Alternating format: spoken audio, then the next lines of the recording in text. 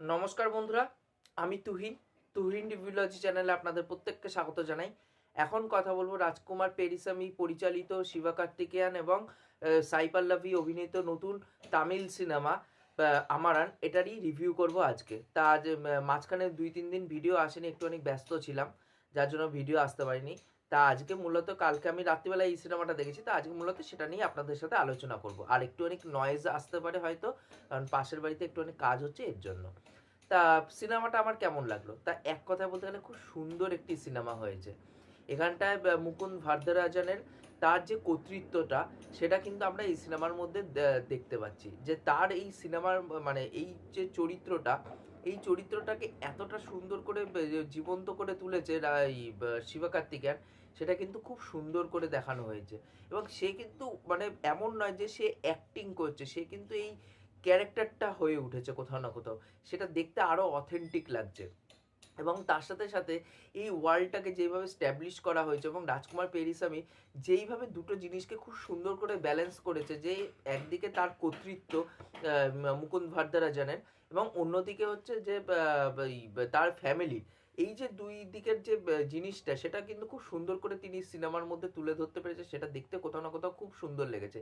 এই সিনেমাটা দিওয়ালির টাইমে মুক্তি পেয়েছিল তামিল বক্স অফিসে, তা ওখানটা কিন্তু ভালো একটা কালেকশন করেছে, প্রায় 300-350 কোটি টাকার মতন ওখানটা ইনকাম করেছিল। তারপরে এই সূর্যার যে কাঙ্গুবা সিনেমাটা এসলো, রিলিজের 2-3 সপ্তাহ হয়ে যাওয়ার পরেও তখনও ওই সিনেমাটা ভালো রান নিচ্ছিল তামিল বক্স অফিসে, যার জন্য সূর্যার কাঙ্গুবাকে সেইভাবে পুরো জায়গায় করতে দেয়নি।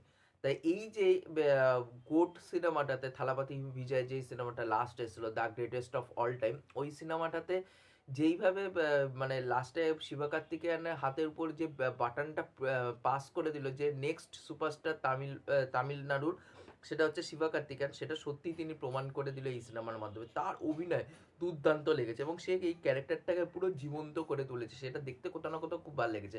আর তার থেকেও বড় কথা হচ্ছে, নানি এবং শিবা কার্তিকেয়ান এমন একজন অভিনেতা, তাদের সিনেমা দেখলে মানে চোখ বন্ধ করে বিশ্বাস করা যায় যে হ্যাঁ, এই এনার সিনেমা দেখছি মানে ভালো কিছু একটা কনসেপ্টের উপর সিনেমা আসছে। সেটা কিন্তু তিনি এখানটাও অ্যাসুরেন্স দিয়েছে, এবং সেই সিনেমাটা হয়েছেও খুব ভালো। এবং রাজকুমার পেরিসামের কিন্তু পরিচালনাও খুব সুন্দর, এবং তিনি এই গল্পটাকে লিখেছে, সেই গল্পটা ন্যারেটিভের মধ্যে এত সুন্দর করে এনেছে, সেটা দুর্দান্ত লেগেছে।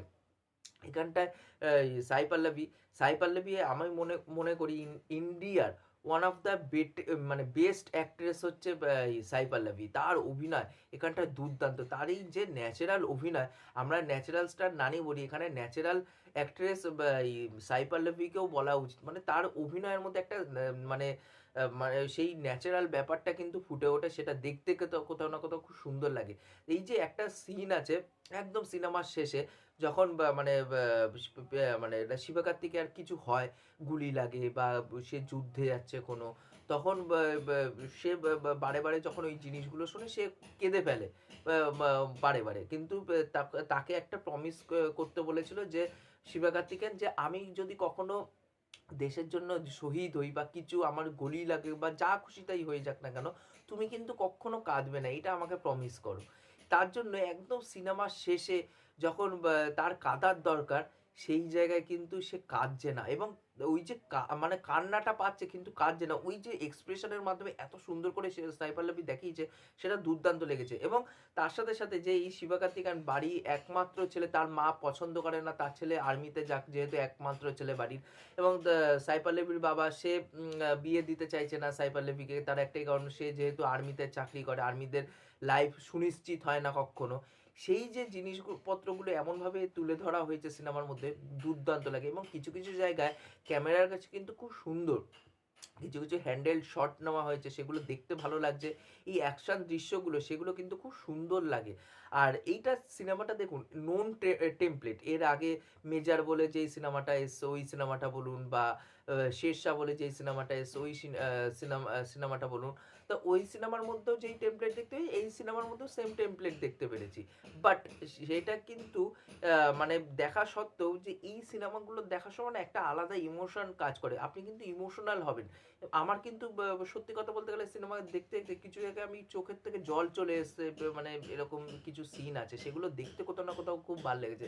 এখানটায় ভুবন আরোরা, যাকে আপনারা ফার্জিতে দেখেছেন, এই ভুবন আরোরার অভিনয়ও কিন্তু খুব সুন্দর, এবং যারা পার্শ্ব চরিত্রে অভিনয় করেছে, রাহুল বোসও আছে, তার চরিত্রটাও ছোট্ট কিন্তু তারও পারফরমেন্স খুব ভালো, এবং পার্শ্ব চরিত্রে যারা যারা অভিনয় করেছে প্রত্যেকে কিন্তু খুব সুন্দর করে অভিনয় দিয়েছে, সেটা দেখতে কোথাও না কোথাও খুব সুন্দর লেগেছে। এবং এখানটায় যে অ্যাকশন দৃশ্যগুলো বললাম খুব সুন্দর করে কোরিওগ্রাফ করা হয়েছে, সেগুলো দেখতে ভালো লাগছে। এবং কিছু কিছু জায়গায় মানে যেই অ্যাকশন সিকোয়েন্সগুলো আছে সেগুলো কিন্তু লং লং টেকে কিন্তু নেওয়া হয়েছে। বিশেষ করে আমার সব থেকে ভালো লেগেছে একটা জায়গায় যখন শিবকার্তিকেয়ান কাশ্মীরের মধ্যে একজনকে চেজ করবে, ওই জায়গাটা আমার দুর্দান্ত লেগেছে। ওই চেজিং সিনটা এত লং টেকে নেওয়া হয়েছে, দুর্দান্ত লাগে। তা ওভারঅলে আমার সিনেমাটা খুবই সুন্দর লেগেছে, এবং জিবি প্রকাশ কুমার এখানে বিজিএম এর কাজ করেছে, তারও বিজিএম এর কাজ কিন্তু খুব সুন্দর। বিশেষ করে একটা বিজিএম খুব ভাইরাল হয়েছে, দেখবেন রিলসে খুব ভাইরাল হয়েছে, ওই বিজিএমটা খুব সুন্দর লাগে। এবং শিবা কার্তিকের সাথে সাই পল্লবীর কেমিস্ট্রিটাও কিন্তু খুব সুন্দর লাগে। এবং ওভারঅলে রাজকুমার পেরিসামি কিন্তু সিনেমাটার সাথে অনেস্ট থেকেছে, এবং তিনি মানে বোঝাতে চেয়েছেন যে আমি একটা গল্প বলতে এসেছি, এবং তার কাছে ভিশনটা ক্লিয়ার, অনেকের কাছে সেইটা ক্লিয়ার থাকে না। যেরকম সিনেমার ফার্স্টেই কিন্তু সেই মুডটাকে সেট আপ করে দেয় যে এই যে মেজর মুকুন্দ ভারদারাজান, ইনি যে ছোটবেলা থেকে আর্মিতে ঢুকতে চেয়েছেন, আর্মি অফিসার হতে চেয়েছেন, সেই জায়গাটা কিন্তু খুব সুন্দর করে স্ট্যাবলিশ করে দেওয়া হয়েছে যে সে ছোটবেলায় একটা প্যারেড দেখতে গেছিল, সেই প্যারেডে যখন আর্মি অফিসারদের দেখেছে তখনই তার মনের মধ্যে ইচ্ছে জেগেছে যে সে একদিন ইন্ডিয়ার হয়ে লড়বে এবং ইন্ডিয়ান আর্মিকে তিনি সমর্পিত করবেন। সেই জিনিসটা কিন্তু খুব সুন্দর করে রাখা হয়েছে। ওভারঅলে আমার কিন্তু খুবই সুন্দর লেগেছে।